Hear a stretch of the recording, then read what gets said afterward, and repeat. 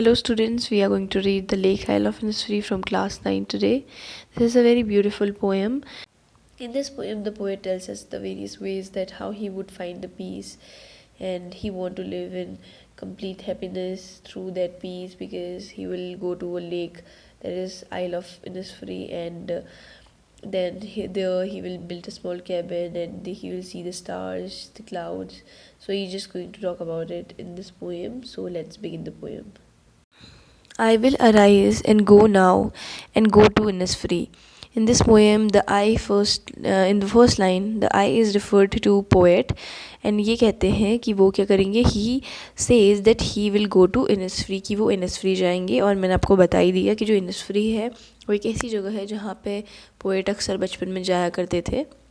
And a small cabin build there of clay and wattles made. और वहाँ पे जाके वो क्या करेंगे, over there he will build a small room for himself, एक छोटा सा घर बनाएंगे खुद के लिए, with clay and small sticks, clay और छोटी छोटी स्टिक्स से, which are used to make the wall of the और the fences of the cabin, जिसका इस्तेमाल किसके लिए करेंगे, वो स्टिक्स का और क्ले का वॉल्स बनाने के लिए करेंगे कैबिन का, जो कैबिन वो बनाएंगे छोटा सा. 9 bean rows will I have there, a hive for the honeybee, and live alone in the bee loud glade. अब पोएट क्या बताना चाहते हैं, एंड अगर पोएट एक ऐसी जगह पे जा रहे हैं इनिसफ्री जो क्या है, जहाँ पे बहुत शांति है, जहाँ पे कोई नहीं रहता. ये एक ऐसी प्लेस थी जहाँ पे कोई नहीं रहता, बस वो एक बार बचपन में गए थे. वहाँ पे अब उन्हें घर तो बना लिया, पर अब उन्हें खाने के लिए भी कुछ चाहिए. तो वो क्या बोलते हैं कि वो क्या करेंगे, he will need some food to eat also, so he will grow 9 rows of beans near his room. वो तो अपने रूम के बस साथ में क्या उगाएंगे, 9 rows उगाएंगे पूरी बीन्स की. Also he will get the honey from the honey bee hive. और वो हनी बी भी लाएंगे फ्रॉम हनी बी हाइव, जो हनी बी का हाइव है, मधुमक्खी की छत्ती से हनी बी लेकर आएंगे. He says that the open space where he will build his room will be full of buzzing sound of the bees. तो पोएट बताना है कि जो रूम वो बनाएंगे वहाँ पे हमेशा क्या आ रही होगी, अगर वहाँ पे इतनी ज़्यादा शांति होगी कि वहाँ पे जो बीज होगी उनकी बजिंग साउंड आ रही होगी. And over there he will live all alone in peace and tranquillity. और वहाँ पे वो क्या रहेंगे, सिर्फ अकेले रहेंगे शांति में और आराम से, पीस एंड ट्रैंक्विलिटी में. Now stanza 2. And I shall have some peace there, for peace comes dropping slow. अब पोएट क्या कह रहे हैं स्टेंजर में, जो पोएट हैं ये बताना चाह रहे हैं that he will be peaceful. तो उनको कैसा महसूस होगा, and I shall have some peace means उनको पीसफुल होगा, उनको बहुत शांति का अनुभव होगा. And he says that the feeling of peace is felt slowly and gradually. और जो शांति वाली फीलिंग है वो क्या होगी, हल्की हल्की आएगी, आराम से आएगी. Dropping from the veils of the morning to where the cricket sing. और किन किन तरीक़ों से ये शांति उन्हें महसूस होगी, वो डिस्क्राइब करते हैं that how he will feel peaceful. जैसे in morning time when it is cloudy, जब बहुत ज़्यादा क्लाउडी होता है and the view is not clear, और व्यू साफ नहीं होता, then it will appear as morning has worn a veil and had hidden himself itself.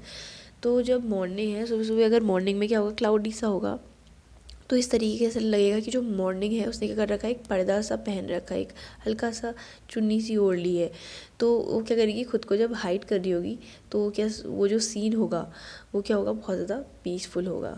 ठीक, उसके बाद पोएट ये भी बोल रहे हैं, to where the cricket sings there midnight all a glimmer and a noon of a purple glow. It means वो ये भी बताते हैं जो मेल क्रिकेट इंसेक्ट है वो क्या करेगा, गाना भी गाएगा, क्योंकि जो एक क्रिकेट एक इंसेक्ट है, ग्रास हॉपर जैसा दिखता है, थोड़ा सा हल्का सा छोटा वर्जन ऑफ ग्रास हॉपर. सो ये जो है वो क्या करती है, आवाज़ भी निकालती है एक, तो ये क्या करेगी, वो गाना गाएगा. तो वो जो गाना गाएगा तो उससे भी पोएट को क्या फील होगा, पीस फील होगा. Also at midnight he will see the twinkling stars in the open sky. Their shine will give him peace. जो रात में जो तारे वो दिखेगा जो शाइन कर रहे होंगे in the night, तो वो भी क्या देंगे, midnight all a glimmer. Glimmer means glitter की बात, यानी कि शाइन कौन करता है, obviously stars. तो जो रात के जो स्टार्स हैं वो भी उसको क्या देंगे, शांति देंगे. And Noon a purple glow and evening full of the linnet wings. It means when in the afternoon, जब शाम हो जाएगी, when the sunlight will give a purplish glow, जो सनलाइट है वो क्या देगा, एक पर्पलिश ग्लो देगा। जब सूरज जो है वो डूब रहा होगा तो भी क्या होगा, एक सुंदर सा जो कलर आएगा वो भी उसको क्या देगा, पीस देगा। During the evening, he will see the linnet bird flying in the sky. Then also he will feel peaceful. और शाम को क्या होगा, वो लिनेट बर्ड है जो उसको उड़ते हुए दिखेगा तो उसको कैसे महसूस होगा, तब भी पीसफुल महसूस होगा। Now stanza 3, I will arise and go now for always day and night. जो पोएट है स्टैंजा में, पोएट बता रहे हैं that he will stand up, अब बहुत हो गया, अब वो क्या करेगा, खड़े उठेगा, and go to Innisfree, because all the time the sound of the lake striking the shore repeats in his mind. क्योंकि हमेशा क्या होता है, जो लेक वाटर है, जो lapping with the low sounds, यानी कि जो लेक पानी है वो जब समुद्र के किनारे में आता है और वो दीवार से टकराता है तो उसकी आवाज़ जो है वो उसको क्या आती है, स्ट्राइक जब होता है वॉल से तो उसको आवाज़ आती रहती है। While I stand on the roadway और on the pavement grey, I hear it in the deep heart core. यानी कि जो ये साउंड है उसको क्या कर रही है, बहुत ज़्यादा अट्रैक्ट कर रही है टूवर्ड्स द लेक, कि वो लेक के पास आए। wherever he is, चाहे वो कहीं भी हो, या either he is standing on the roadway on the grey colored pavement, he also hear the deep sound in the innermost part of his heart। चाहे वो कहीं भी खड़ा हो, चाहे वो कोई रोड के किनारे खड़ा हो या कहीं भी खड़ा हो, कोई फुटपाथ पे खड़ा हो, पेवमेंट पे, हाँ चलने वाली जगह में खड़ा हो, पेवमेंट्स, तो उसको कहीं भी चाहे वो खड़ा हो तो उसको क्या सुनाई देता है, वो डीप जो उसके दिल में वो आवाज़ आती है जब जो लेक क्या कर रही है, स्ट्राइक कर रही है शोर को, किनारे को, तो इसलिए वो क्या करना चाहता है, अब जाना चाहता है वहाँ। तो ये poem, this is such a beautiful poem which explain that जो पोएट है अब उसने अपनी ज़िंदगी में सब कुछ कर लिया है, and now he just want to live in peace. क्योंकि एक टाइम के बाद चाहे हम भी अगर एक एज क्रॉस कर लेंगे तो हमें भी एट द एंड क्या चाहिए, पीस चाहिए। सबसे पहले we are going to just run to metropolitan cities or the places where we are just getting the opportunities, but at the end we all want peace, we all want tranquility।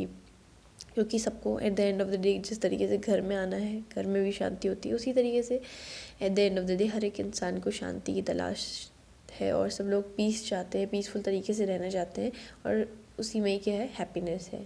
ठीक, तो poet जो है वो एक इसी चीज़ की बात कर रहे हैं कि जो एक लेक आइलव है इनिसफ्री की, उससे उन्हें कितना ज़्यादा पीसफुल महसूस होता है।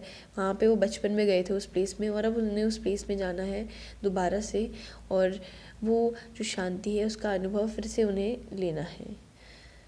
सो इन दिस पोएम जो पोएट है उसने बात करी है एक ऐसी प्लेस की जहाँ पे वो कहाँ गया था, बचपन में गया था, और he want to go there and stay there alone. वहाँ पे वो दोबारा से जाना चाहता है और अकेले रहना चाहता है, छोटा सा घर बनाना चाहता है, और अपने लिए फूड के लिए बीन्स भी उगाना चाहता है, और वहाँ शांति से रहना चाहता है। वहाँ पे वो उसे शांति की जिन चीज़ों से मिलेगी वो ये बताते हैं पोएट में सेकंड स्टैंजा में, जैसे सन, बर्ड्स जो उड़ी हवा में स्काई में, तो वो उसे शांति देंगी, स्टार्स जो है, और ग्लोइंग सन, क्लाउडी मॉर्निंग, और क्रिकेट की जो आवाज़ है वो उसे शांति देंगे। तो इस चीज़ की बात इस पोएम में करी गई है in first and second stanza. And now on the third stanza ये बताया गया है कि वो अपने दिल से चाहता है, वो क्योंकि उसे हमेशा जहाँ भी जाता है वो उसे क्या सुनाई देती है, वो जो लेक है जब हिट कर रही है शोर को, उसकी आवाज़ सुनाई देती है, ऐसा लगता है कि जो लेक है उसको बुला रही है, और वो हमेशा वो जगह सुनता है। वो क्राउडेड जो जगह है उधर से दूर जाना चाहता है, वो इंडिकेट उसे लगता है कि जो आवाज़ आ रही है वो उसको एक संदेश दे रही है कि जो आर्टिफिशियल लाइफ है सिटी की, उससे उसे दूर जाना है, और जो नेचुरल ज़िंदगी है, जो नेचर ने हमें पीसफुल सराउंडिंग दी है, उसे उधर जाना है और सिटी लाइफ को उसे छोड़ना है, इसमें ये बताया गया है। So this poem is so beautiful which just tells us about the value that has been created by the environment, that how important is the natural environment for us। हम लोगों ने आर्टिफिशियल अपनी लाइफ तो create कर ली है cities में, but जो piece है वो एट द एंड हमें सिर्फ वो ही चीज़ दिला सकती है जो नेचर में पहले से ही है, और हमारी खुद की जो आर्टिफिशियल चीज़ें हैं, आर्टिफिशियल लाइफ है, मनी है, इनसे पीस नहीं मिलेगा। जो सिंपल लाइफ होती है उसमें ही कहीं ना कहीं ज़िंदगी का सार छुपा है। So now here are few poetic devices. मैंने जैसे पहले ही बताया कि ये पोएम एक लिरिक है, यानी कि इसमें राइम स्कीम का इस्तेमाल किया गया है। फर्स्ट स्टेंजा में आप देख सकते हैं, सबसे पहले बोला इन इज़ फ्री एंड फिर हनी बी, यानी कि इन इज़ फ्री एक ही साउंड आ रही है तो इसमें ए, मेट ग्लेड एक ही साउंड आ रही है यानी कि बी। अलिट्रेशन यानी कि कॉन्सोनेंट साउंड का इस्तेमाल किया जाता है दो शब्द में जो बहुत ही क्लोजली हैं। तो जैसे कि hive and honey bee, h consonant sound का इस्तेमाल किया गया है। Repetition I will arise and go now दो बार इस्तेमाल किया गया है। Personification morning is personified here and metaphor यानी कि क्लाउड को कंपेयर किया गया है व्हील्स से, यानी कि जो क्लाउड है वो क्या है, व्हील्स की तरह है, यानी कि पर्दे की तरह है, जो हल्का सा कपड़ा है उसकी तरह है। तो यहाँ पे क्लाउड को कंपेयर किया गया है व्हील्स से। This is a metaphor. Questions, just have a look on them and the answer is as here. I have already explained you the whole poem. For any queries, please comment down and just stay happy and at peace. Thank you. See you on my next